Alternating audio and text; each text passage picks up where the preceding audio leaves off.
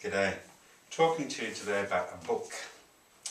Terry Pratchett, Dodger is the title. It's one of Terry Pratchett's books. It's his very newest. It's not a Discworld book. It is a historical fantasy set in London of the very late 19th century, around that period roughly. It's a very good book, and it's a love song to London, basically. When Terry Pratchett talked about this book at the last Discworld convention in Birmingham, he said he'd thought about the book when he was planning it out, and he'd thought, why set it in Discworld, and why not just put it direct in London? It has a lot of the historical figures of the time in it, including one very passing reference to Charles Babbage and Ada Lovelace, a kind of homage in a very short little way. And as so often, it's about somebody who makes it despite huge disadvantages, who manages to succeed against the usual class system, the usual problems of immense poverty, and so on. As Terry Pratchett said, you doubtless know of the film Gangs of New York, and there have been similar books like Winter by Mark Helprin.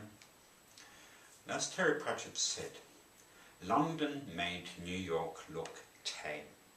Seriously, tame. When we're talking about gang warfare of the time, when we're talking about criminals, when we're talking about rookeries, the slums that existed in London, they made New York look tame.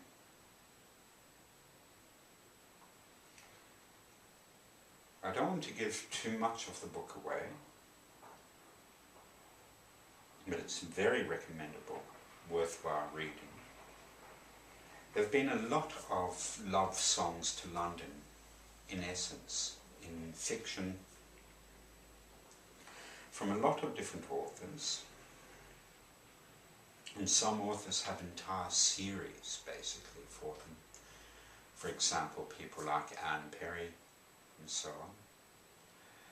But Terry Pratchett's Dodger is a very worthwhile addition to that whole compendium, that whole library of books on historical London and on the realities of life when you're very, very poor in historical London.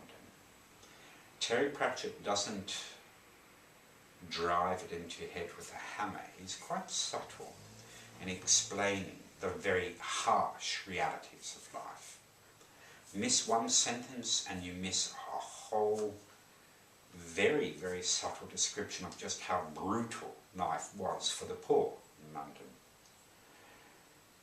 going back to the end of the 19th century. But it is an immensely readable book, and a very, very nice story in many ways. So, many thanks for listening to this, and please do feel free to contact me if you want to over my blog, and I'll be reviewing other books quite soon too, of many different kinds. Take care and thanks for listening again. Bye.